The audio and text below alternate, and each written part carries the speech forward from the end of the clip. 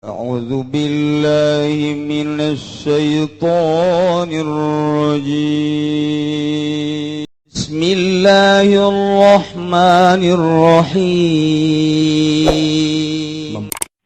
يا ربي بالمصطفى بلغ مقاصدنا واغفر لنا ما مضى يا واسع الكرم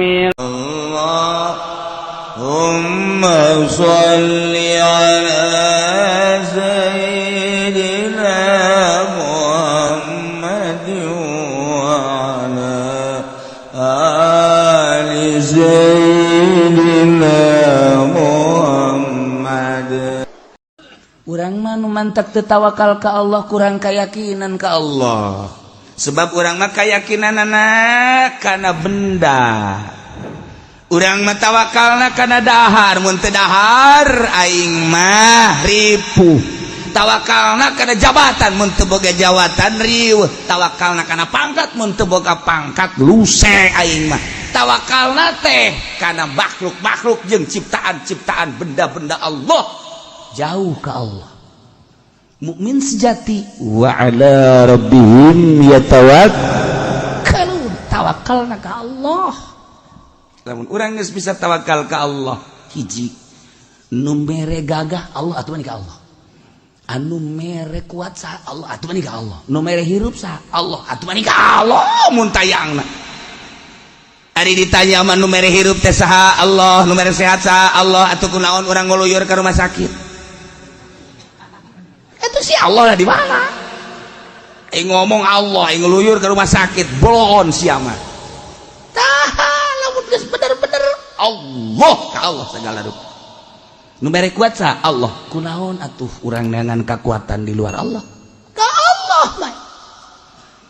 Mukmin sejati wa ala rabbihim yatawakkalun. Tawakal mantak ayalah makom tawakal. Ketika mukmin sejati teu kapangaruhan ku urusan dahar nginumpake jeung kendaraan. Teu aya urusan tambah urusan zahir.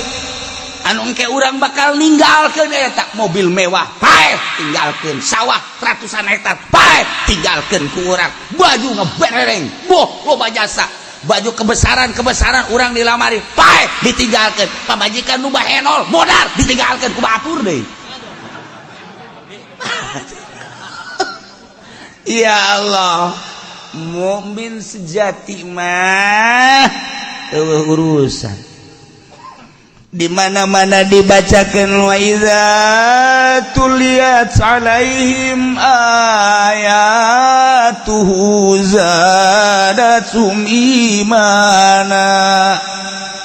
Tambah-tambah iman. Emang kunaon gitu? Lantaran ayat-ayat suci Al-Qur'anul Karim teh kapan ayat eta teh kalamullah. Ai Allah teh kapan anu khaliqus samawati wal ardi ma bainahuma. Anu nyiptakeun langit katut eusina bumi katut eusina jeung antara langit jeung bumi. Wabeh ciptaanana ieu aya kalamna yakni Al-Qur'anul Karim. Beuh, urang bisa maca Al-Qur'anul Karim kalam Allah. Masyaallah. Anu di jero kalam teh loba jaminan-jaminan surga Allah. Masya Allah. Ketika orang jadi iman sejati, Masya Allah, inna Al-Quran teh aya sanjungan-sanjungan jeung jelema mumin cek Gusti Allah.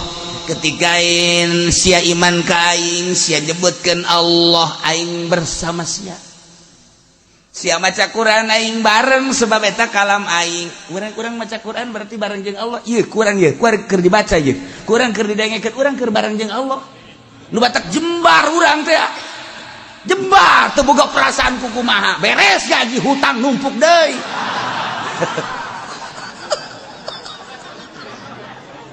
Problem arasuk deui. Kakarak wallahu alam bisawab. Mulai arasuk deui.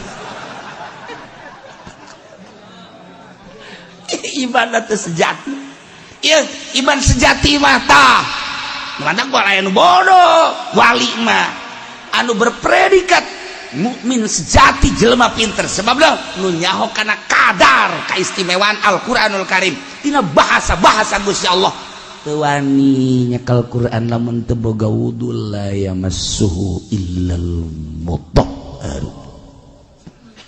dibaca ku urang lain bahasa urang bahasa Gusti Allah aya tanggung jawab Gusti Allah ketika iman ka Allah ngalaksanakeun aturan Allah dibere surga sanu teu bunga ketika urang maca Al-Qur'an baca Qur'an sia keur maca ayat aing bahasa aing aya di dieu sia nyebut asma aing Allah sia teu nyaho ketika dibacakeun zikir aing aya di dieu lamun urang geus boga rasa deuleuh hate denge hate jeung rasa hate masyaallah ketika dibaca ayat suci Al-Qur'anul Karim ayat tanggung jawab martabat jeung keindahan surga tambah hate urang teh iman urang tuh bacakeun Al-Qur'an wa idza tuliyat alaihim ayatuhu di mana dibacakeun ayat Gusti Allah zadatum imana tambah iman ku tambah-tambahna iman ketika aya nu mencaci maki mencerca Al-Qur'anul Karim panas urang nyawa tarohana membabi buta masalah paeh ngabelaan Al-Qur'an masalah belaan Al-Qur'an ngabela Allah teu kudu dibela saekeun sungut siapa yang sia aing ngabela aing lantaran Allah nitah Allah mah teu kudu dibela cenah ja Allah mah gagah kunaon ngabela Allah kadieu sungut sia ku aing sia saekeun cenah paeh prak gelut eleh urang lain urusan menang jeung eleh tetapi zadatum imana tambah iman masyaallah karim dimumule ku urang Al-Qur'an nu maca Qur'an dibaca ditutup ku urang ditenden ge kudu dipangluhuran diwadahan ku urang mun aya mah wadahna teu disletingan baheula mah make kanjut undang make wadah baheula mah keur kula leutik keneh Qur'an teh dimumule masyaallah dipanggieunkeun wadahna asupkeun zat kuari mah geus beta turutan ka Haji Pendi geus banget Quran baca asupkeun sletingan tenden di luhur antep satahun teh dibaca-baca geus disletingan rapi lain aja disletingan teh dibaca-baca tama penghormatan doang asal aya nu nyokot ulah geus disletingan antep atuh teh goblok teh pokos kitu mah tolol nggak hormat sih nggak hormat tadi baca detail ge ulah baca wa idza tuliyat alaihim ayatu sadatul iman nu mantak tambah iman nyaho hiji alif hiji huruf mun dibaca ku urang teu nyaho maknana diganjar 10 nyaho kana maknana 70 nyaho kana eusina kandunganana 700 nyaho kana rahasia ulah kudu nyaho maneh cek Gusti Allah eta mah urusan aing je nu mantak Al-Qur'an teh mun dibaca kurang tah salat eta salat kulantaran teu nyaho kana kagedean ganjaran Al-Qur'an teu maca Qur'an lamun nyaho urang tah salat insyaallah a'udzubillahi minasyaitonir rajim bismillahirrahmanirrahim yasin shadaqallah hati yasin ge sabaraha huruf ya sin jeung alif 3 berarti 10 sabung 30 asar a'udzubillahi minasyaitonir rajim toha sadaqallahul azim datang ka paeh moal tamat ya Allah itu lain kalam makhluk tapi kalam khaliq kalamullah al-muta'abbadu bi qiraati dianggap ibadah macana masyaallah karim sing hade Al-Qur'anul Karim dibaca nu hungkul geus ibadah urang komo kurang kuari keur dihartikeun komo kurang kuari keur direnungkeun diasupkeun ka jero hate ya Allah ya Rabbi hanya satu ayat tetapi nyangkrung di jero hate ya Allah loba nu diangkat jadi wali Allah ku saya nomor kahiji alladzina idza dzukirallahu wajilat qulubuhum nalika ngadengi ancaman Allah eta lamun min sejati. Nomor kaduana di mana dibacakeun ayat Allah zadatum imana tambah-tambah iman. Nomor katilu wala rabbihim yatawakkalun tegasa saha tatagenan teh ngandal tela bigoirihi tegasa lian Allah geus pe ngandal tengan ka Allah. Tawakkaltu 'ala Allah wala haula wala quwata illa billahil aliyil. Urang mah nu mantak teu tawakal ka Allah kurang kayakinan ka Allah. Sebab urang mah kayakinanana kana benda. Urang mah tawakalna kana dahar, mun teu dahar aing mah ripuh. Tawakalna kana jabatan, mun teu boga jabatan riweuh. Tawakalna kana pangkat, mun teu boga pangkat luce aing mah. Tawakalna teh kana makhluk-makhluk jeung ciptaan-ciptaan benda-benda Allah. Jauh ka Allah. Mukmin sejati wa ala rabbihim yatawakkalun tawakalna ka Allah. Lamun urang geus bisa tawakal ka Allah hiji nu mere gagah Allah atuh mani ka Allah. Anu mere kuat sa Allah atuh mani ka Allah. Nu mere hirup sa Allah atuh mani ka Allah mun tayangna. Ari ditanya mah nu mere hirup teh saha Allah, nu mere sehat saha Allah atuh kunaon urang nguluyur ka rumah sakit. Itu si Allah lah di mana? Ngomong Allah, ngeluyur ke rumah sakit, belon siapa? Tahan, lamun geus bener-bener Allah, ka Allah segala rupa. Nu mere kuat sa Allah, kunaon atuh urang dengan kekuatan di luar Allah? Ka Allah mah. Mukmin sejati bahwa ala rabbihim yatawakkalun. Tawakal mentak ayalah makom tawakal. Yang datang ke makom tawakal teh teh mencapai teh mungkin setahun, mungkin 2 tahun, mungkin 3 tahun. Itu ge lamun di Ropea, lamun teh di Ropea mah tawakal teh ngan sakadar di bibir daong deka Mekah kakarak bismillah tawakkaltu 'ala Allah. Geus dibaca ge tawakkaltu 'ala eta tas mana aya duitan karah. Tawakal kana duit. Urang mah tawakal teh kana duit. Tawakal teh kana benda, tawakal ka kendaraan, tawakal ka jabatan, tawakal ka sawah, tawakal ka pagawean. Aing lamun teu digawe di kumaha dahar, berarti tawakalna lain ka Allah ka pagawean. Aing lamun teu tani atuh geus moal ka urus anak itu, atuh berarti tawakal kana tani. Aing lamun teu dagang atuh geus acak-acakan hirup aing mah. Tawakalna kana dagang berarti kos kitu. Urang mah selalu gitu, Bang. Aing malah mun teu ceramah atuh moal boga duit tawakal kana ceramah. Sekarang itu bae urang teu ka Allah wa ala rabbihim yatawakkalun. Dah iyalah bisa ngomongna doang urang sieun ka Allah can aya tambah iman can karasa tawakal ka Gusti Allah can karasa. Lantaran ieu mah pagawean batin sedangkeun batinna teh diolah ku urang. Urang lamun nempo seorang kiai, nempo seorang ulama anu geus ngabogaan ilmu batin, tenang kadeuleuna. Urang nempona bae geus senang. Geus tenang, tentrem kakarak nempona bae. Sebab naon? Hatena wajilat qulubuhum. Allah nu dipake kasih. Hatena selalu tambah iman per hari. Hatena tawakkaltu 'ala Allah. Urang deket jeung kiai nu model kos kitu kabawa urang. Senang, tenang urang.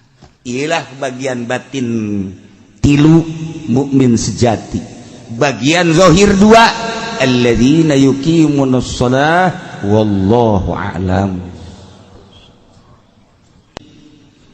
Warawal Bazzar lan ngariwayatkeun sapa Imam Bazzar wa Ibnu Majah lan Ibnu Majah Umar bin Umar saking Umar anin Nabi saking Kangjeng Nabi sallallahu alaihi wasallam qol ala ngucap ya Kangjeng Nabi ngucap ilaban ma zaharatil fahisyatu fi qaumin illa zahara fihim at-ta'un wal auja'.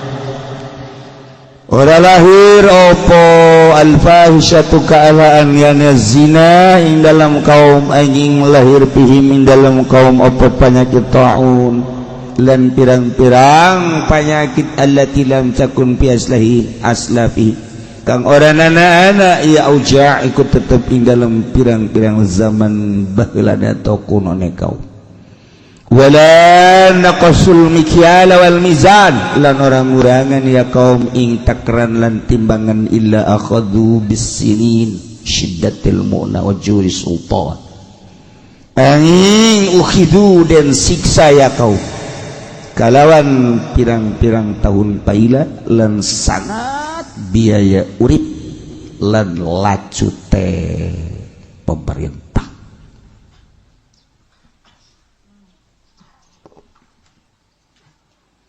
Urang keur nyaritakeun bab fitnah. Kangjeng disuruh sadurungna katingali ku mata batinna kasingkap. Alam akhirat teh katingali ku Gusti Allah. Hingga Gusti Allah bisa ngalalakon di luar alam kasat. Dicontohan ku Isra jeung Mi'raj. Subhanalladzi asra bi'abdihi lailan minal masjidil haram ilal masjidil aqsa. Sakicep di masjidil haram ka masjidil aqsa. Sakicep di masjidil aqsa ka sidratil muntaha. Sakicep balik nggak datang dari ke Mekah di luar alam dibereklah mukasyafah surga katingali neraka katingali di alam kubur katingali ku Kangjeng zaman pertahun-pertahunna ku Kangjeng katingali sayati zaman bakal datang masa anu ulah kaget urang hirup di akhir zaman geus dicaritakeun ku Kangjeng Nabi bakal siga kieu yeuh kuari urang nyaritakeun hadis kedua tentang sabab-sabab fitnah sabab-sabab cocoba ujian-ujian ti Gusti Allah. Orang kudu memperbaiki diri ketika ujian datang di Gusti Allah, baik khusus ke orang maupun secara umum, nasional atau dunia. Peperangan anu terjadi di Suriah, daek teu daek geus aya catetanana di Lauhil Mahfuz. Peperangan di Baghdad, daek teu daek geus aya catatan jeung tulisan di Lauhil Mahfuz. Perangan di Yaman di Turki daek teu daek geus aya hancurna Eropa Amerika budayana geus aya catetanna Indonesia merdeka jeung samemeh merdeka datang ka akhir kekacauan jeung kakalutan teh ulah kaget geus aya tulisanana di Lauhil Mahfuz urang ngalaksanakeun sesuai jeung aturan Allah Subhanahu wa ta'ala. Salamatkan diri orang sing ada. Imam Bazar jeung Ibnu Majah ngariwayatkeun ti Abdullah bin Umar anin Nabi ti Kangjeng Nabi Muhammad sallallahu alaihi wasallam saur Kangjeng ma zaharatil fahishatu fi qaumin illa zahara fihim at-ta'un wal ja'u allati lam takun fi aslafi telahir perzinahan di muka bumi di kaum-kaum di lembur-lembur illa zahara fihim at-ta'un kecuali lahir di eta kaum penyakit ta'un tetel wal auja jeung penyakit allati lam takun fi aslahi fihim nu can pernah aya ti baheula sumber fitnah penyakit nukuari ambalayah panyakit teh stroke teh baheula mah profesor doktor pejabat kuari orok stroke mikiran naon punya mikiran naon orok stroke Masya Allah penyakit anu non medis ambalaya geus puguh stres penyakit model kos kitu teh disababanana ieu kulobana perzinahan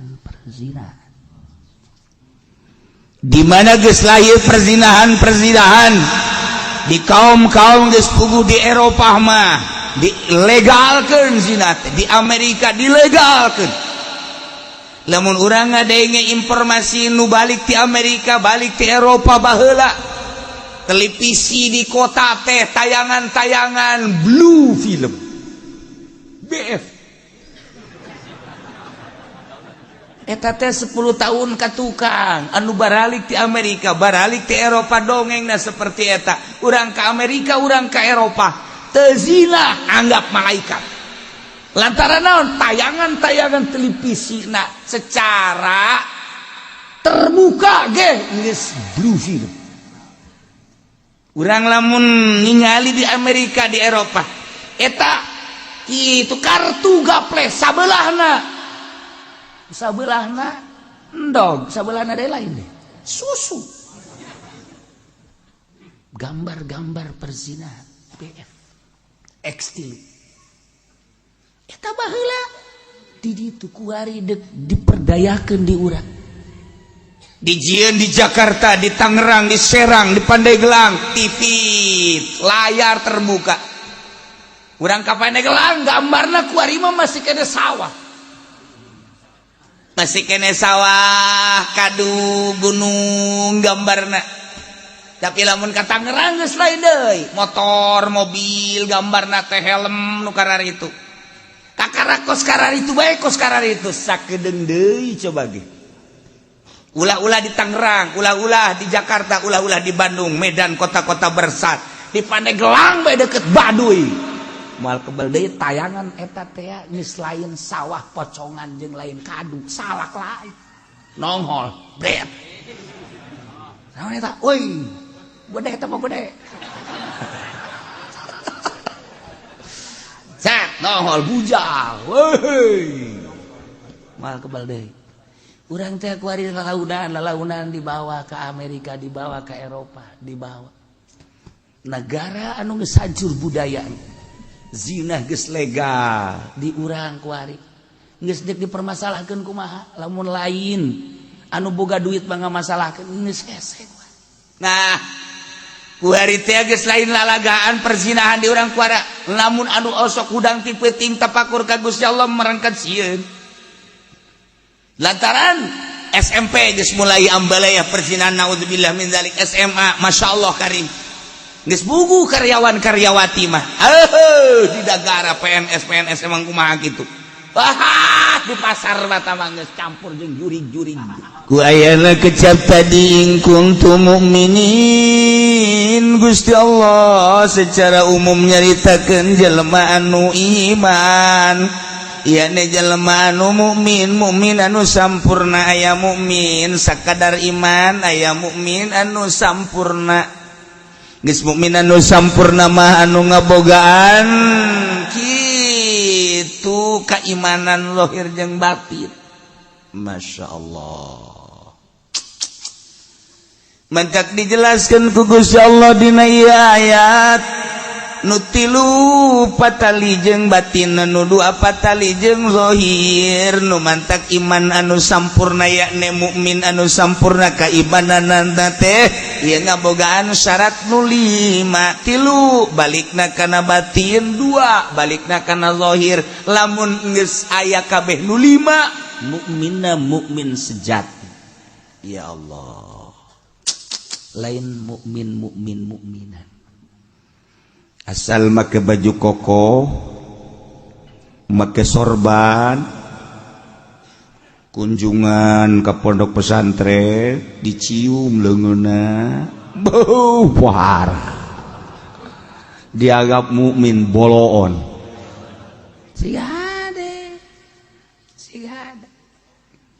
maling motor dipermasalahkan, maling mobil dipermasalahkan, korupsi dipermasalahkan. Bagus kunaon maling akidah tadi dipermasalahkan.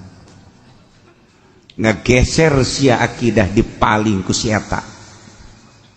Bahaya. Kiai tinggal kiai jakibar si sogek ka neraka. Mama tinggal mama jebalan bimba uroge ka neraka. Ngegeser sia. Motor dipaling dipermasalahkan, boro motor sendal bage kudu dipermasalahkan, kunaon ari akidah dipaling ngageser teh dipermasalahkan. Ieu sing hade, masyaallah karim.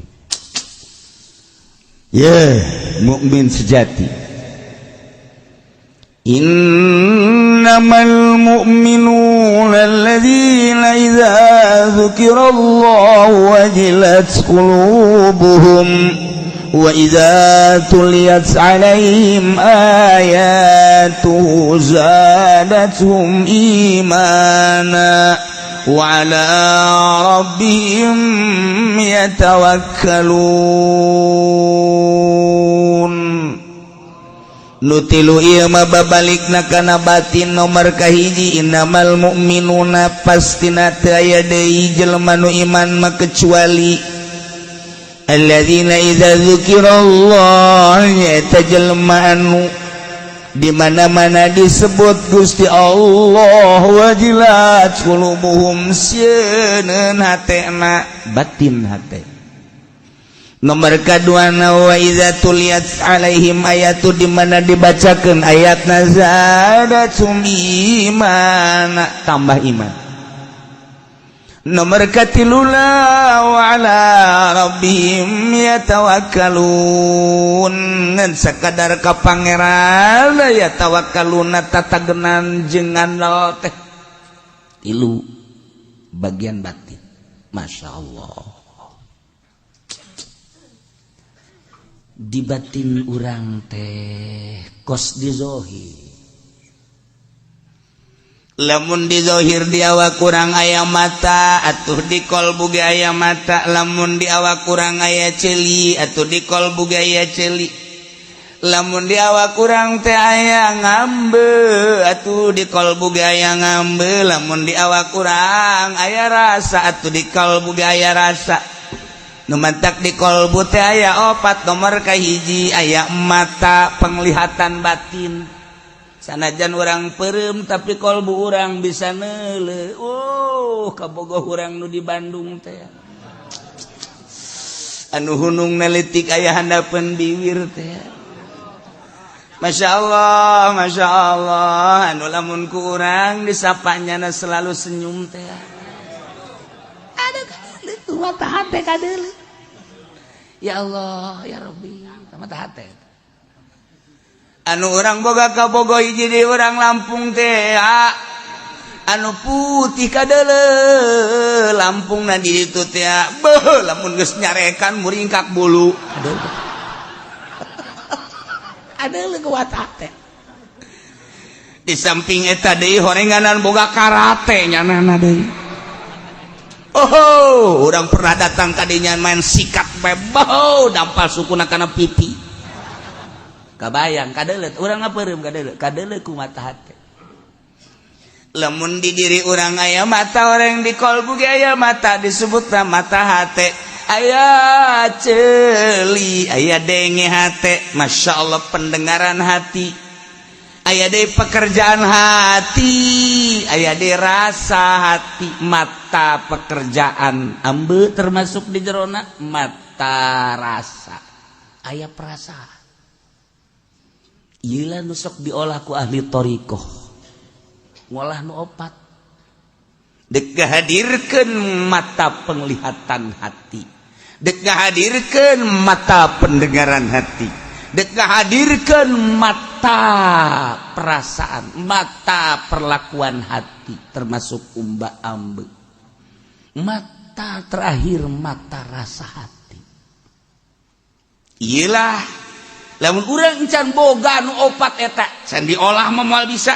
ketika kurang diolah can hadir masarua we ketika geus hadir Masya Allah engke timbul perasaan hadirna Allah timbul engke perasaan-perasaan deket da urang jeung Allah timbul engke perasaan-perasaan asa didenge ku Allah asa neuleuh ka Allah mata batin neuleuh ka Allah asa dideulekeun ku Allah ngadenge ka Allah asa didengekeun ku Allah Masya Allah karim ngahadirkeun perasaan-perasaan etalah moal aya sakolahanana moal aya universitasna moal aya pendidikan biasa eta mah kudu tafakur ku hiji kudu tafakur nomor kadua kudu jihad jihad teh perang teh lain perang fisik nu mantak opat deui ku urang kudu dijelaskeun di qalbu urang hiji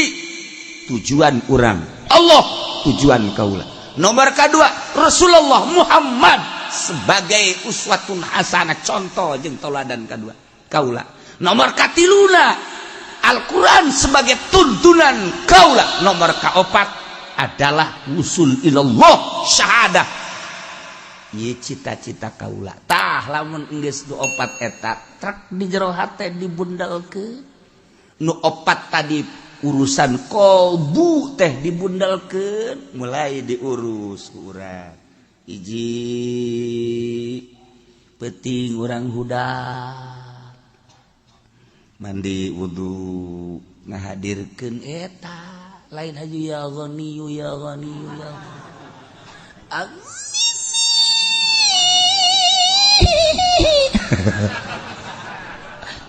jurig da wakos itu beres iya engke cerdas dibere ilmu laduni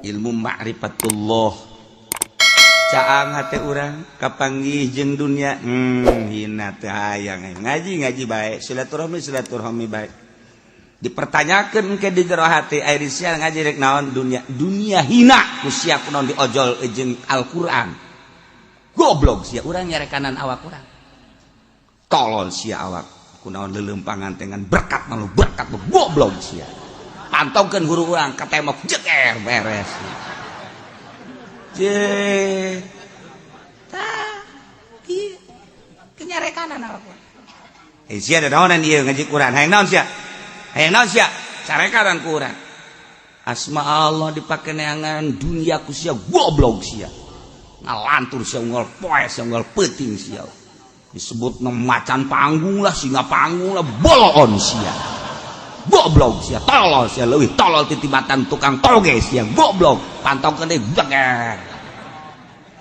tah eta kakara lain bo manggung asa jadi buya sejadi kiai eta makin loba nu ngondang makin acak-acakan hirup makin nyeun pasantren makin takabur hirup ku sebab naon teu pernah ngahadirkeun mata penglihatan mata pendengaran mata perlakuan batin mata rasa di hirup teu wau ka Allah bahkan begitu kurang jadi dai teh wauhna kana mobil gonta-ganti mobil barang urang nyeun pesantren nyeun majelis taklim mudirun kuari wauhna lain ka agama wauhna kana sawah ka mobil ka bangunan celaka teu wauh ka Allah lain hayu wauhkeun ka Allah nah ieulah ayatna lamun hayang nyaho mukmin sejati mah jawaban teu in kuntum mukminin lamun aranjeun jadi jelema nu mukmin mukmin lain sakadar mukmin tapi mukmin anu bener-bener mukmin sejati anu kajen kukumaha ge ieu teh bener-bener ngarealisasikeun nurut ka Gusti Allah jeung Rasulna ati Allah wa rasulah kumaha cek Allah jeung kumaha cek kangjeng Rasulna bae maka nyen kukumaha ge hirup teh ieu teh asa dibabawa jeung diatur ku Gusti Allah cek Gusti Allah ngaler-ngaler, cek Gusti Allah ngidul-ngidul, cek Gusti Allah salat-salat, cek Gusti Allah puasa-puasa bari jeung lillah, cek Gusti Allah perang teh sieun paeh lantaran nu nitahna ge Gusti Allah. Waktu ngawujudkeun ge urang teu mesen ku ari titah perang titah ngalawan merangan kabatilan, rela nyawa dicabut ku nu bogana lillah, mukmin sejati. Tah iyalah konsepna. Innamal mu'minuna pasti nari jelema nu mukmin al kamilun al iman tegasna nu salampurna imanna mukmin sejati nu zahiran wa batinan alladzina idza dzukirallah yatajalma mukminin nu di mana disebut Gusti Allah yakni wa'iduhu ancaman Gusti Allah wajilat qulubuhum sieun hate.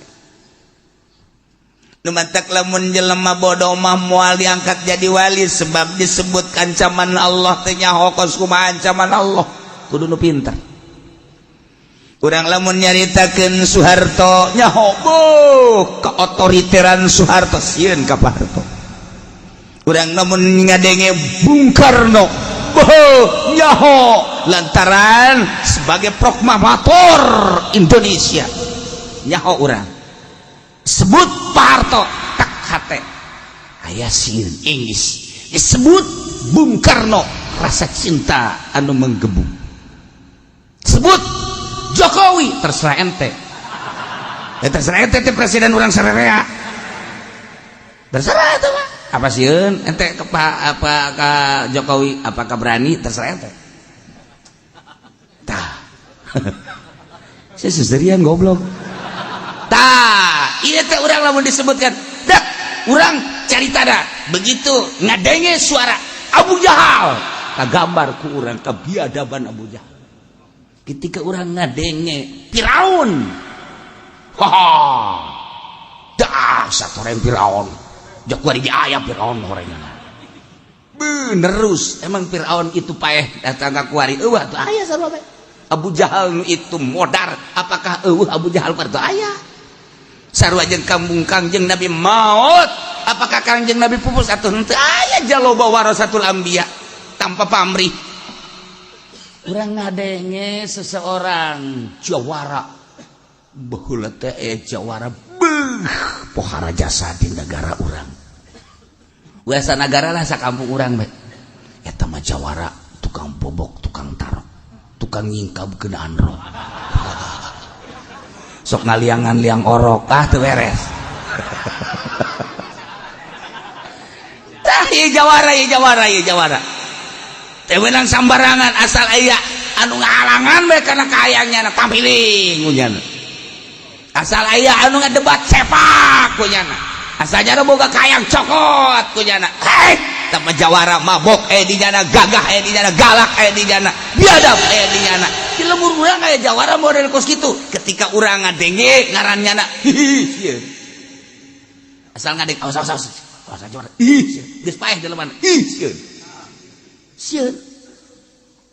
Budak leutik bae anak urang tak bisa dipake, bisa dilalagaku jawara eta.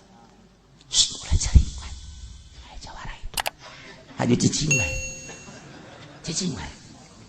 Anak orang di mobil curi. Cari siapa? Polisi. Anak orang. Polisi sih heran tak anak orang. Ini anak ulah bae keleutik ngamuk di mobil orang ke Lembang. Cari polisi ada. Tuh polisi sih. Eta nalurina eta asup ka jero kolbu masyaallah.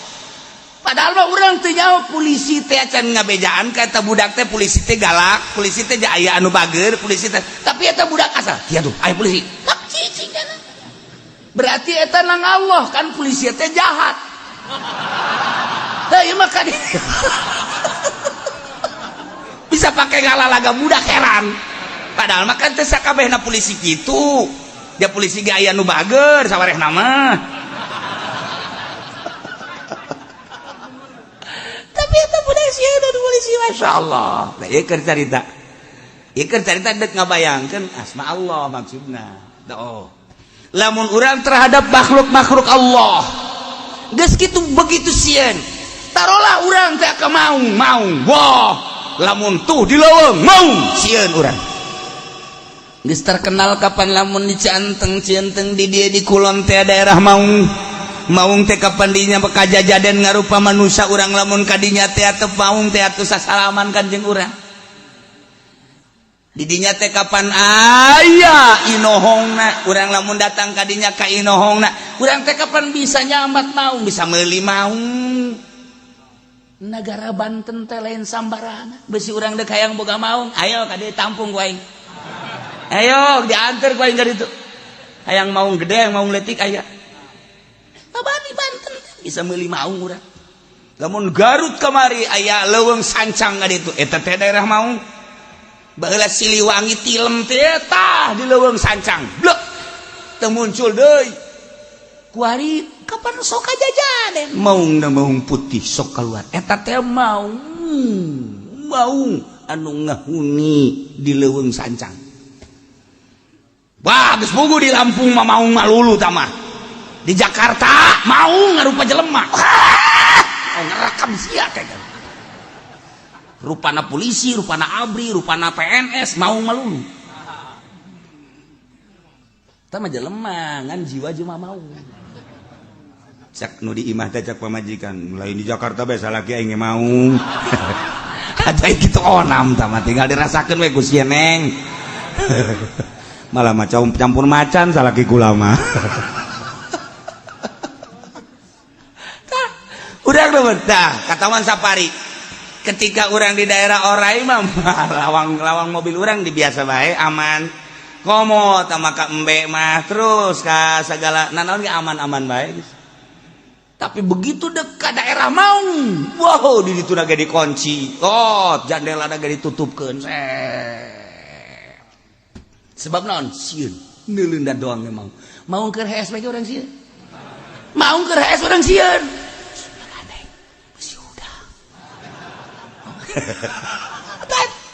nah iya makhluk-makhluk Allah teh anu ngabogaan kaganasan teh urang sieun nyaritakeun jawara sieun urang besi ditampiling dicabok disepak nyaritakeun seorang kitu otoriter di kepemimpinan sieun urang besi dikenakeun hukum jeung sanksi-sanksi teu pararuguh besi aya polisi urang sieun besi teu pararuguh urang ditangkep ku nyana besi aya abri main jeger-jeger bae ke urang ditembak sieun ka hamba-hamba Allah ka maung urang sieun hamba Allah nu sejati ketika ngadenge Allah idza zikirullah sebab Gusti Allah teh ngabogaan neraka tanpa pamrih boro-boro maling nu miliaran triliunan boro-boro maling nu jutaan ratus ribu cacak-cacak aya hiji dongeng kiai matas nyariung aju nyokot dina pager jang yeuh loang ge teu menta ridona kanu bogana dikerebakeun di neraka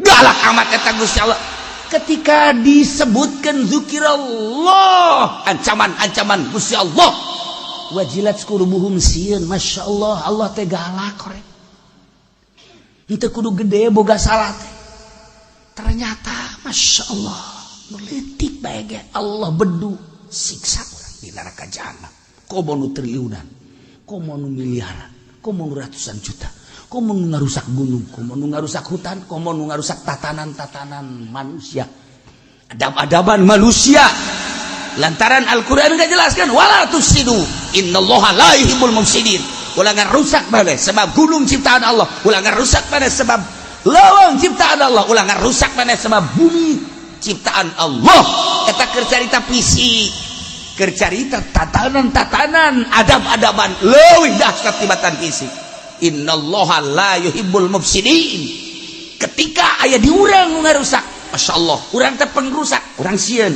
idza zikirullah wajilat qulubuh galak koreng Gusti Allah masyaallah sieun nu mantak teu wani urang deuk nambahan pamajikan jadi dua lantaran Allah magalak mun urang teu bisa adil ke di akhirat engke bakal urang dikerebekeun hanas urang ngeukepan susu teu sabaraha di dunia tapi di akhirat orang digujag-gajeg di neraka jahanam. Naudzubillah min dzalik. Wajilat qulubuhum.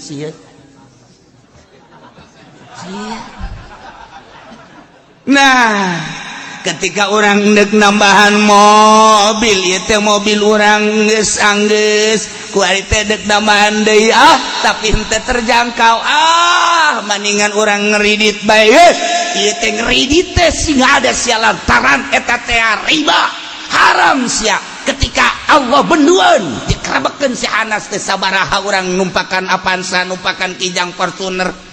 Geus jagona urang numpakan Lexus jeung Baby Ben. Atau belah ditulah orang naik mobil anu urang nu teh nyaho merekna teh. Wah, anu pohara jasa mahalna belasan miliar. Ya Allah ya Rabbi. Nah, kesabaran di alam dunia ngeng ka ditu ngeng bae aja macet bae. Tapi di akhirat orang disate ku Gusti Allah. Wajilat qulubuhum, masyaallah dengan riba. Sieun. Iyalah mukmin sejati. Nomor kahiji mukmin sejati teh alladzina idza dzukirallah, nyaeta di mana-mana disebutkan ancaman-ancaman Gusti Allah teu kudu triliunan miliaran ratusan juta. Sagede ceul bae ge kudu digebruskeun ka neraka jahanam. Wajilat qulubuhum, sieun hatena. Sebab naon? Di jero hatena. Hate makan bagian batin geus aya mataan. Asa kadeuleu dahsyat neraka jahanam.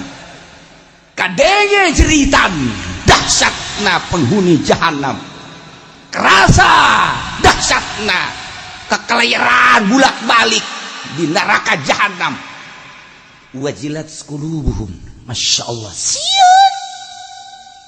Sieun.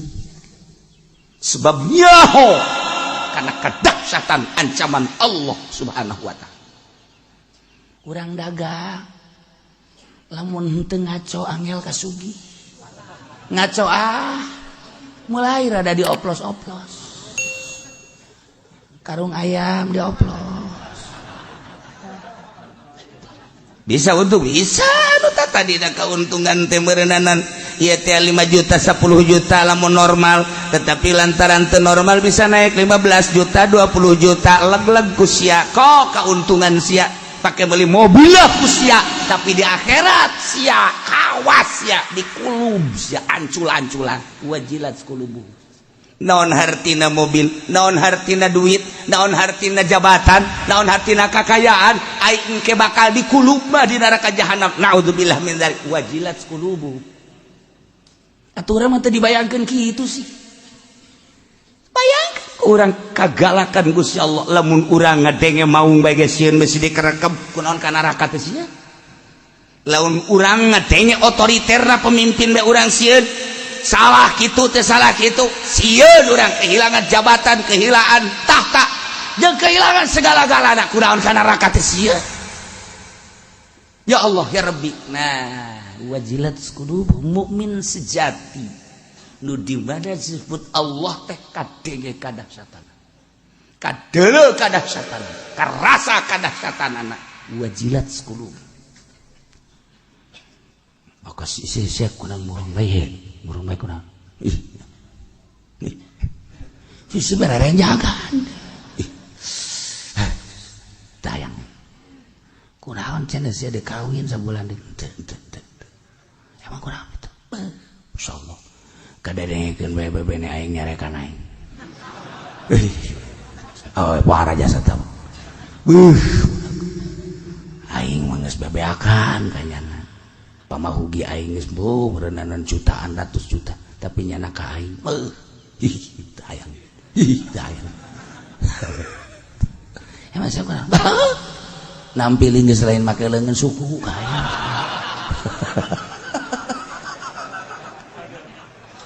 Ya Allah, ya Rabbi, saya mah tayang. Dahsyatnya sangat. Pamentana nu luar biasa sakadarnya nandek cinta-cintaan ka urang tapi pamentana pohara kitu kene kagalakanana cambrutna luar biasa. Lamun geus barah menta dipencetan segala rupa, menta diurutan dikerokan, pada eta mah dahsyat tambah kos kitu tah. Nah, asal ngadenge bengaran mantan kabogoh urang sarwiti rerenjagan. Iraha bae teh saumur hirup tah. Saumur hirup urang geus kawin deui jeung sasage ngadenge mantan kabogoh teh aya. Dahsyat. Eta sabab urang pernah dinyerikeun. Lamun ka makhluk Allah bae urang rerenjagan kunaon atuh ka ancaman Allah siksa Allah jahanam Allah urang teu pernah rerenjagan horenganan urang can ngabogaan mata hati mata penglihatan mata pendengaran mata perlakuan jeung mata rasa can boga can jadi mukmin sejati ketika urang geus kabogaan eta urang jadi mukmin sejati sebab laon idza dzikirallah wajilat qulubuhum di mana disebut Allah kadege kadeuleu karasa ancaman Allah wajilat qulubuhum silna kitulah mukmin sejati nomor kahiji. Wa idza tuliyat alaihim ayatuh di mana-mana dibacakeun ka manehana ayat Allah zadatum imana tambah iman cekang jeung Nabi al imanu yazidu wa yankus iman teh kadang-kadang tambah kadang-kadang kurang iman teh kepercayaan orang ka Gusti Allah yazidu wa yankus kadang tambah kadang kurang urang contoh leutik bae urang dahar sangut si anjur nu seungit make tauco aya jengkol ngora digoreng aya nu atahna sambal cibiukna aya gabus yang nu seungit teh aya peda beureum aya di samping daging bistik jeung sop teh aya Masya Allah pabajikan keur meujeuhna kadeuleu kurang sehat ya Allah senyum-senyum ka urang anak urang 2-3 dirinya seserian urang beudahar eta alhamdulillah nage ngageleget alhamdulillah ya rabbil alamin ieu keur carita zahir bae eta kan bersyukur ngaranna yazid tambah meunang sabulan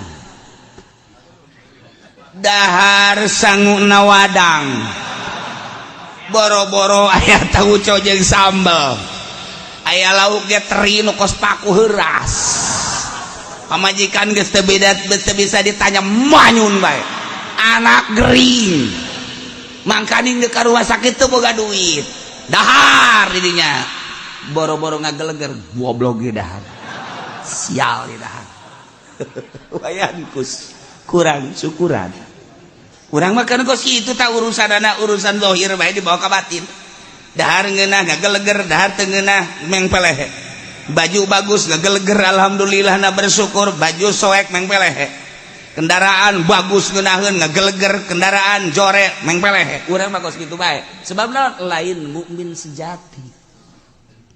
Ketika mukmin sejati teu kapangaruhan ku urusan dahar nginum pake jeung kendaraan teu aya urusan tambah urusan zahir anu engke urang bakal ninggalkeun eta mobil mewah pae tinggalkeun sawah ratusan hektar pae tinggalkeun ku urang baju ngebereng boh loba jasa baju kebesaran urang di lamari pae ditinggalkeun pamajikan nu bahenol modar ditinggalkeun ku batur deui. Ya Allah, mukmin sejati mah urusan. Di mana-mana dibacakan wa idza tuliyat alaihim ayatuhu zadatum imana. Tambah-tambah iman emang kunaon gitu lantaran ayat-ayat suci Al-Qur'anul Karim teh kapan ayat eta teh kalamullah ai Allah teh kapan anu khaliqus samawati wal ardi ma bainahuma anu nyiptakeun langit katut eusina bumi katut eusina jeung antara langit jeung bumi wabeh ciptaanana ieu aya kalamna yakni Al-Qur'anul Karim beuh kurang bisa maca Al-Quranul Karim kalam Allah, Masya Allah, anu di jero kalam teh loba jaminan-jaminan surga Allah, Masya Allah. Kurang kakarak maca surat tika bogoh bae ge ya Allah ya Rabbi kanda tercinta. Setelah suratmu aku baca, terharu membaca suratmu. Dengan demikian aku ingin membalas bahasa cintamu. Sebetulnya sebelum engkau mengatakan cinta, aku telah mengatakan dulu di Lauhil Mahfuz. Bohong. Parah. Apa gombal lagi, lebih gombal deh itu apa? Lebih duluan aku mengatakan cinta kepadamu pan pahara jasa eta. Jangan engkau mengatakan terima cintaku, sebab sebelum engkau menyurati aku telah menerima cintamu. Engkau telah tahu dari lirikan mataku. Waduh. Tidak usah engkau ucapkan bahasa itu, cukup dari senyumku. Ambo budak. Gombal tas surat. Begitu kurang dibaca, Masya Allah. Dikadadakan kau. Masya Allah.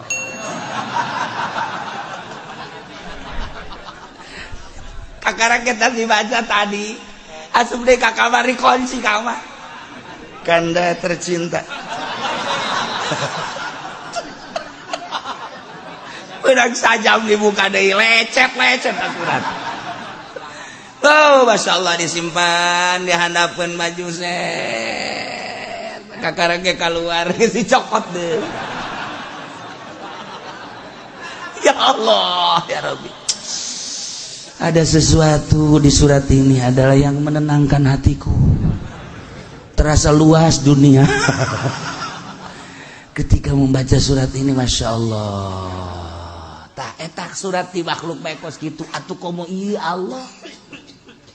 Jelema anu iman nurut ka Gusti Allah bakal disadiakeun sorga. Anu geus kacaritakeun teu kudu dicaritakeun kaindahan jeung kamewahan sorga.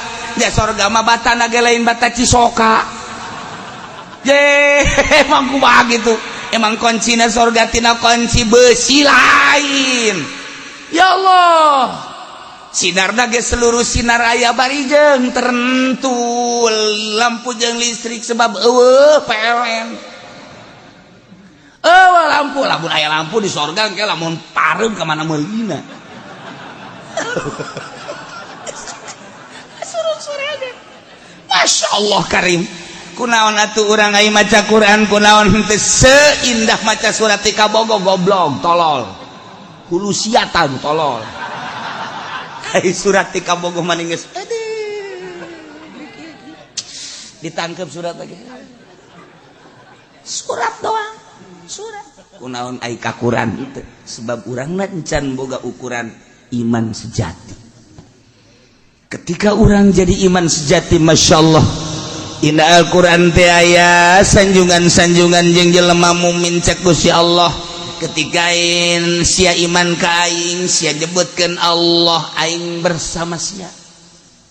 Sia maca Quran aing bareng sebab eta kalam aing. Urang maca Quran berarti bareng jeung Allah. Ieu kurang ye, keur dibaca ye. Kurang keur didengekeun, urang keur bareng jeung Allah. Nu batak jembar urang teh. Jembar teu boga perasaan kumaha. Beres gaji hutang numpuk deui.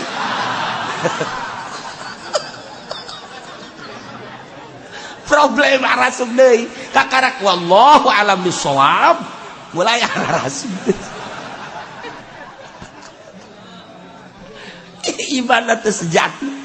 Ieu iman sejati mah tah mana gua lain bodoh wali mah anu berpredikat mukmin sejati jelema pinter sebab dah nu nyaho kana kadar kaistimewaan Al-Qur'anul Karim tina bahasa Gusti Allah.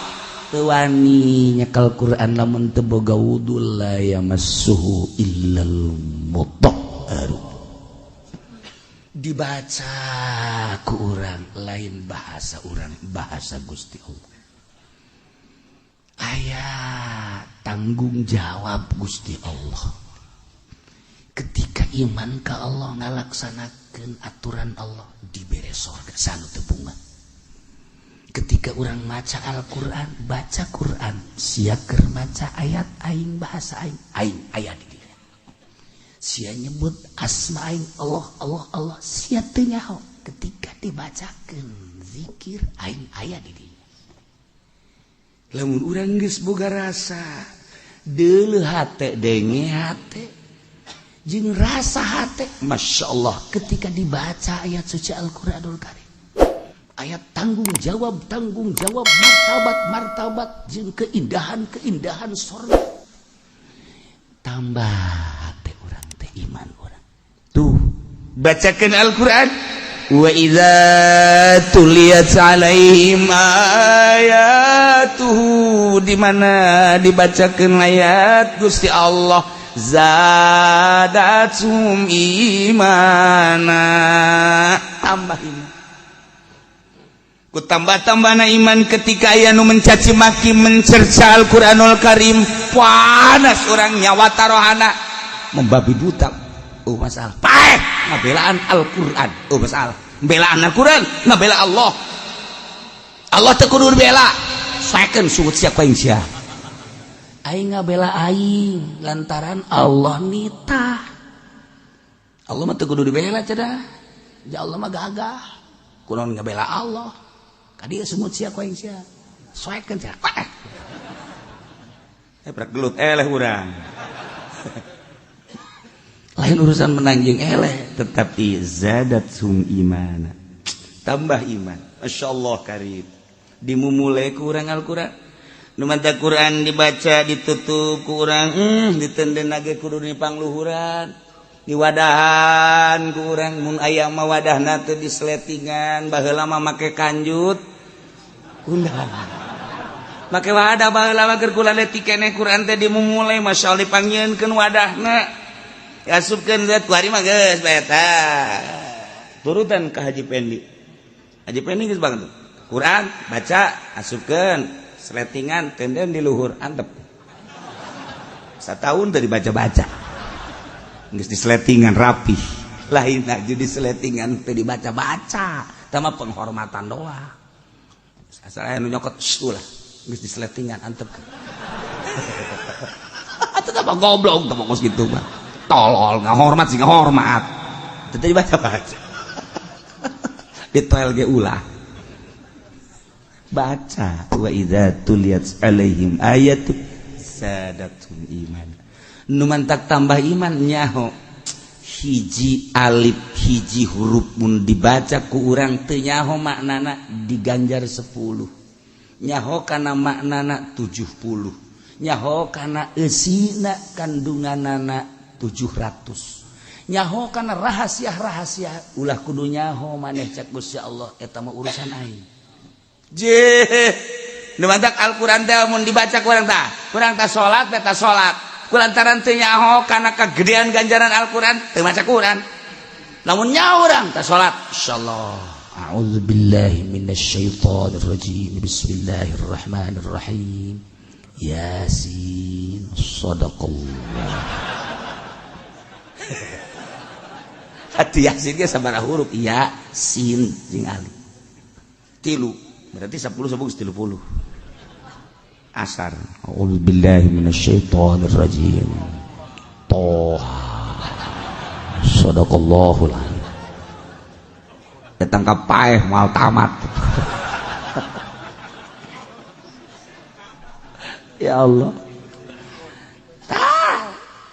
Itu lain kalam makhluk tapi kalam khalik, kalamullah al-muta'abbadu bi qiraati, dianggap ibadah macana. Masyaallah karim sing hade Al-Qur'anul Karim dibaca nu hungkul geus ibadah urang. Komo kurang kuari keur dihartikeun, komo kurang kuari keur direnungkeun, diasupkeun ka jero hate. Ya Allah ya Rabbi, hanya satu ayat tetapi nyangkrung di jero hate. Ya Allah, loba nu diangkat jadi wali Allah ku saya.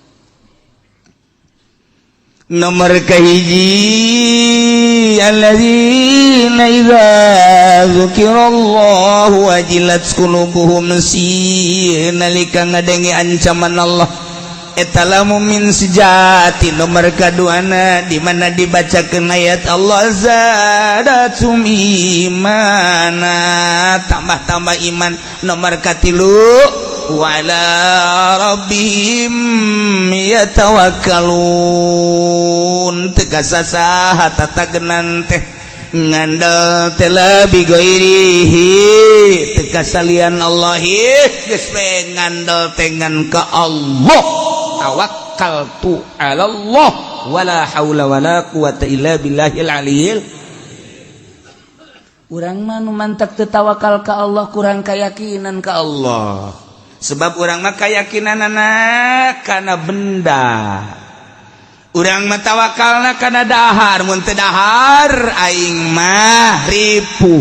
Tawakalna kana jabatan, mun teu boga jabatan riweuh. Tawakalna kana pangkat, mun teu boga pangkat luce aing mah. Tawakalna teh kana makhluk-makhluk jeung ciptaan-ciptaan benda-benda Allah. Jauh ke Allah. Mukmin sejati wa ala rabbihim yatawakkalun tawakalna ka Allah. Lamun urang geus bisa tawakal ka Allah hiji nu mere gagah Allah atuh mani ka Allah. Anu mere kuat sa Allah atuh mani ka Allah. Nu mere hirup sa Allah atuh mani ka Allah mun tayangna. Ari ditanya mah nu mere hirup teh saha Allah, nu mere sehat saha Allah atuh kunaon urang nguluyur ka rumah sakit. Itu si Allah lah di mana? Ngomong Allah, ngeluyur ke rumah sakit, bolon siapa? Tahan, namun geus bener-bener Allah, ka Allah segala rupa. Nu mere kuat sa Allah, kunaon atuh urang dengan kekuatan di luar Allah? Ka Allah mah.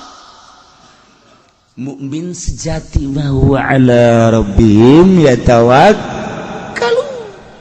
Tawakal mentak ayalah makom tawakal.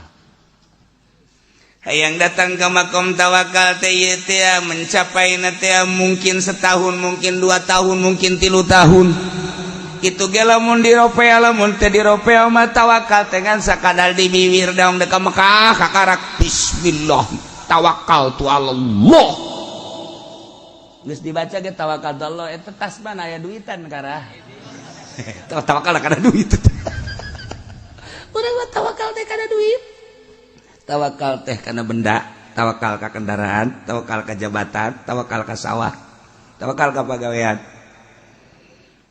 Aing malah mun teu digawe di kumaha dahar, berarti tawakalna lain ka Allah ka pagawean. Aing malah mun teu tani atuh geus moal ka urus anak itu, atuh berarti tawakal kana tani. Aing malah mun teu dagang atuh geus acak-acakan hirup aing mah. Tawakalna kana dagang berarti kos kitu. Urang mah selalu gitu, Bang. Aing malah mun teu ceramah atuh moal boga duit tawakal kana ceramah.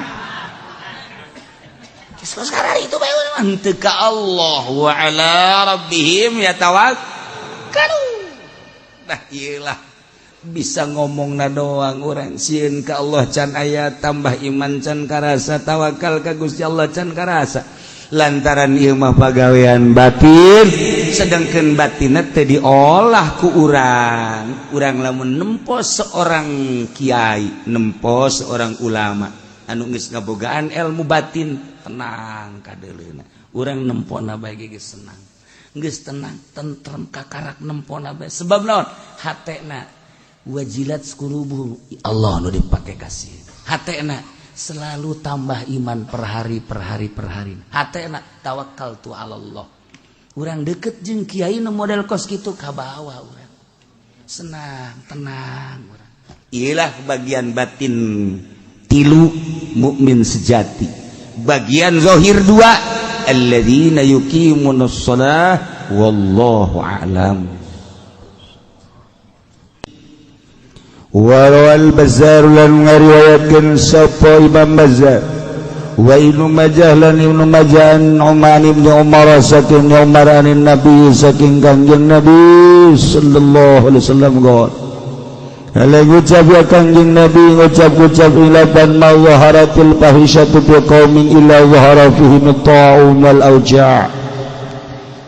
Ora lahir opo al-fahishatu ka'alaan yana zina ing dalam kaum anjing lahir pihim ing dalam kaum opo penyakit ta'un lan pirang-pirang penyakit allati lam takun fi aslafi kang orang anak-anak ya auja' ikut tetap ing dalam pirang-pirang zaman baheula atau kuno kau wala naqasul mikyal wal mizan lan orang-orangan ya kaum ing takran lan timbangan illa akhadhu bisinin syiddatil mu'na wa juri sultan angin ukhidu dan siksa ya kaum kalawan pirang-pirang tahun paila lan sangat biaya urip lan lacu teh pemerintah.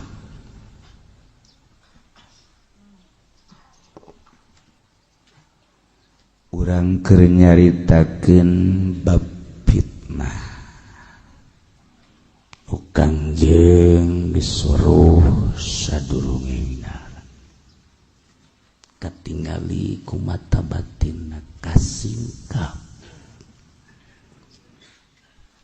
Alam akhirat teh katingali ku Gusti Allah. Hingga Gusti Allah bisa ngalalakon di luar alam kasat. Dicontohan ku Isra jeung Mi'raj. Subhanalladzi asra bi'abdihi lailan minal masjidil haram ilal masjidil aqsa. Sakicep di masjidil haram ka masjidil aqsa. Sakicep di masjidil aqsa ka sidratil muntaha. Sakicep balik nggak datang dari ke Mekah di luar alam dibereklah mukasyafah surga katingali neraka katingali di alam kubur katingali ku Kangjeng zaman pertahun-pertahunna ku Kangjeng katingali sayati zaman bakal datang masa anu ulah kaget urang hirup di akhir zaman geus dicaritakeun ku Kangjeng Nabi bakal siga kieu ieu kuari urang nyaritakeun hadis kedua tentang sabab-sabab fitnah sabab-sabab cocoba ujian-ujian ti Gusti Allah. Orang kudu memperbaiki diri ketika ujian datang di Gusti Allah, baik khusus ke orang maupun secara umum, nasional atau dunia. Peperangan anu terjadi di Suriah, daek teu daek geus aya catetanana di Lauhil Mahfuz. Peperangan di Baghdad, daek teu daek geus aya catatan jeung tulisan di Lauhil Mahfuz. Perangan di Yaman di Turki daek teu daek geus aya hancurna Eropa Amerika budayana geus aya catetana Indonesia merdeka jeung samana merdeka datang ka akhir kekacauan jeung kakalutan teh ulah kaget geus aya tulisanana di Lauhil Mahfuz urang ngalaksanakeun sesuai jeung aturan Allah Subhanahu wa ta'ala. Salamatkan diri orang sing ada. Imam Bazar jeung Ibnu Majah ngariwayatkeun ti Abdullah bin Umar anin Nabi ti Kangjeng Nabi Muhammad sallallahu alaihi wasallam saur Kangjeng ma zaharatil fahishatu fi qaumin illa zahara fihim ta'un wal ja'u allati lam takun fi aslafi telahir perzinahan di muka bumi di kaum-kaum di lembur illa zahara fihim at-ta'un kecuali lahir di eta kaum penyakit ta'un tetel wal auja' jeung penyakit allati lam takun fi aslahi fihim nu can pernah aya ti baheula sumber fitnah penyakit nu kuari ambalayah penyakit teh stroke teh baheula mah profesor doktor pejabat kuari orok stroke orok setek mikiran naon punya mikiran naon orok setek Masya Allah penyakit anu non medis ambalaya geus puguh stres penyakit model kos kitu teh disababanana ieu kulobana perzinahan di mana geus lahir perzinahan di kaum geus puguh di Eropa mah dilegalkeun zina teh di Amerika dilegalkeun lamun urang ngadenge informasi nu balik ti Amerika balik ti Eropa baheula televisi di kota teh tayangan blue film BF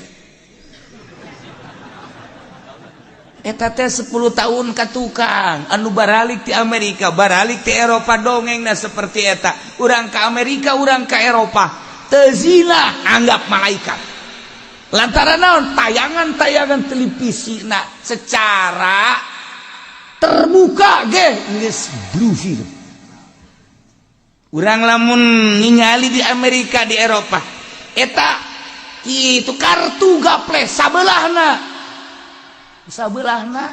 endog sabelahna deh lain deh susu gambar perzinahan BF X3 eta baheula di ditu kuari diperdayakeun di urang di Jieun di Jakarta di Tangerang di Serang di Pandeglang TV layar terbuka urang ka Pandeglang gambarna kuari mah masih kena sawah kadu gunung gambarna tapi lamun ka Tangerang geus lain deui motor mobil gambarna teh helm nu kararitu kakarakos kararitu bae kos kararitu sakedeung deui coba ge ulah-ulah di Tangerang ulah-ulah di Jakarta ulah-ulah di Bandung Medan kota-kota bersat di Pandeglang bae deket Baduy moal kebal deui tayangan eta teh geus lain sawah pocongan jeung lain kadu salak lain nongol bret naon eta euy gede eta mah gede zat nongol bujang weuy moal kebal deui urang teh kuari lalaunan dibawa ke Amerika dibawa ke Eropa dibawa negara anu geus hancur budaya zina geus legal di urang kuari geus dek dipermasalahkeun kumaha lamun lain anu boga duit mah ngamasalahkeun geus hese nah kuari teh geus lain lalagaan perzinahan di urang kuara lamun anu osok hudang ti peuting tapakur ka Gusti Allah merangkat sieun lantaran SMP geus mulai ambalaya perzinahan naudzubillah min zalik SMA masyaallah karim geus bugu karyawan-karyawati mah di negara PNS emang kumaha kitu di pasar mata mah geus campur jeung jurig-jurig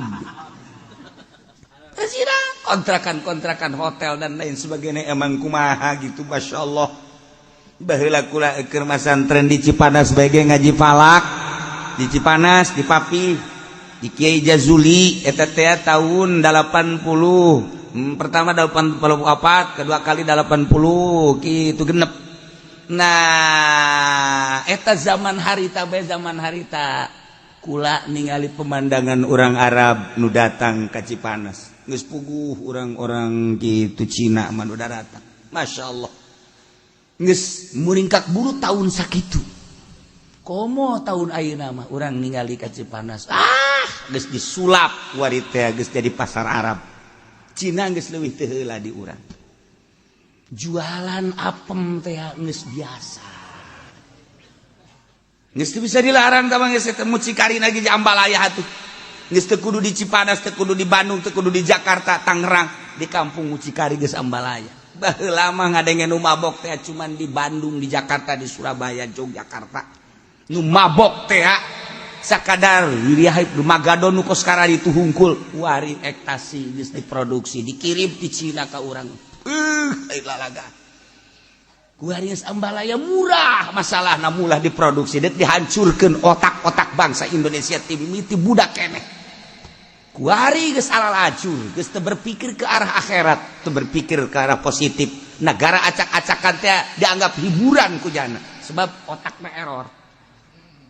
Kuari terus makin ka dieuna. Weuy, atuh urang ngadenge berita teh kiriman ti Cina ambalaya.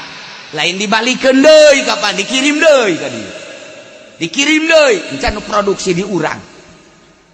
Produksi.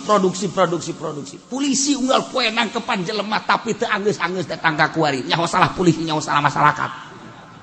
Teu anggeus-anggeus datang ka kuari.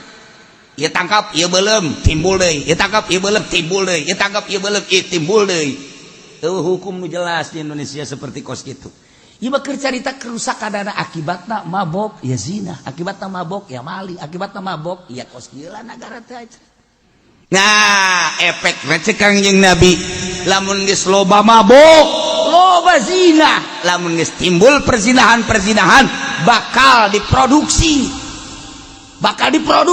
geus diproduksi, engke bakal diturunkeun penyakit anu eueuh di zaman baheula. Penyakit taun-taun mah keur sehat-sehat krebek paeh, tetelo okos hayam ku tetelo. Golepak engke bakal terjadi seperti itu. Penyakit gogolepakan sehat paeh teu puguh penyakitna.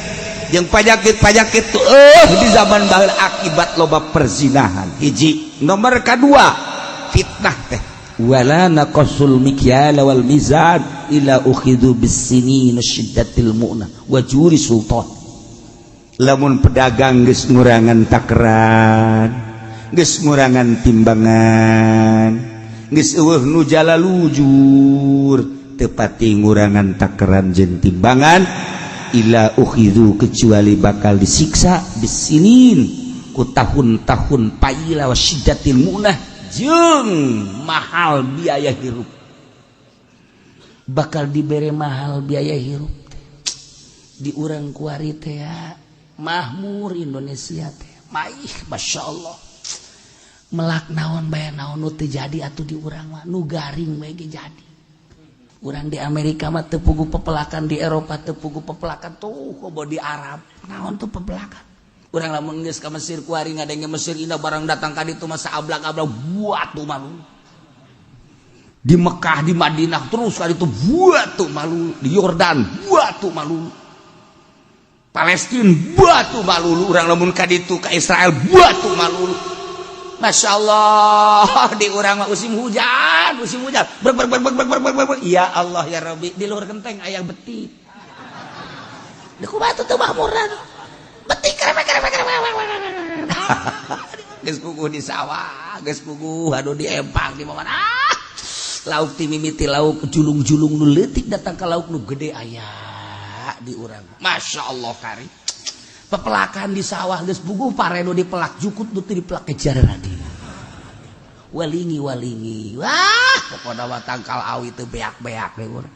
Naon bae ge nu teu dipelak kejar radi saha atuh nu pelak. Tah nu melak tangkal langgoko saha nu melakna aja eueuh. Eueuh tah mah pelak careuh tah mah tuh. Dehe, sugan aya jelema ngahaja melak langgoko aja eueuh, tapi rentul pelakna careuh bae bisa pepelakan di urang mah. Masya Allah emang di Pandeglang eta kocap pinang melak atuh lain nyana ngadahar ditereuy ngising kaleuweung jadi eta di Pandeglang eta emang kocap pinang melaknya lain nang melak bujur teh ieu makmur-makmurna di Indonesia. Masya Allah rambutan segala rupa cara radi. Nah tetapi mahal harga sandang jeung pangan. Bawang sabaraha duit hampir 3 bedag, cabe sabaraha duit hampir 3 bedag, dan lain-lain sebagainya. Ya lamun geus petani, lamun geus pedagang ngurangan timbangan jeung takaran bakal disiksa ku Gusti Allah, bakal aya taun paila. Di samping eta bakal mahal harga hirup. Nu paling bahaya wajuri sultan, lacutna para pemimpin negara. Ieu nu bahaya. Zolim teh geus teh isin, baheula mah aya isin. Camat, bupati basi kena isin ngalakukeun zolim teh. Kuari geus terang-terang. Gubernur teh baheula teh sanajan nyana salah tapi ditutupan kasalahanana. izin ketempokku masyarakat kuari geus teu izin geus DPR wakil urang geus teu izin ngalakukeun kasalahan iyalah akibat kurangan takaran timbangan jeung akibat teu jujur dina ngalaksanakeun perdagangan bakalna urang dibere ku Gusti Allah kelacutan pamimpin urang. Mantak perbaiki kurang urang bae heula memperbaiki diri urang supaya nahanan negara geus jelema jujur ieu teh penahan negara. Mantak kiai teh nu jujur ieu teh termasuk paku negara, paku bumi secara gaib adalah kiai jeung wali, tapi kiai dah lain kiai proposal, kiai nu benar-benar jujur. Nah, geus bogoh wali mah moal aya nu teu jujur wali mah. Nah, lamun secara fisik gunung eta teh paku dunia. Tangkal kayu eta paku dunia. Nah, secara gaib da wali jeung kiai. Sebab naon? Lamun geus teu jalujur kabeh bakal lacut pamarentah. Masyaallah. Mudah-mudahan urang gabehan dibere jalalujur, dibere araradir, dijalujurkeun jeung diadilkeun pamarentah urang, dimurahkeun harga hirup urang, dijauhkeun tina tahun-tahun paila sehingga urang aya dina katentreman, aya dina kamakmuran, aya dina loh jinawi. Bi barakati ummil Quran Al-Fatihah. Bismillahirrahmanirrahim. Alhamdulillahirabbil alamin arrahmanir rahim maliki yaumiddin. Iyyaka na'budu wa iyyaka nasta'in ihdinas siratal mustaqim. Shiratal ladzina an'amta 'alaihim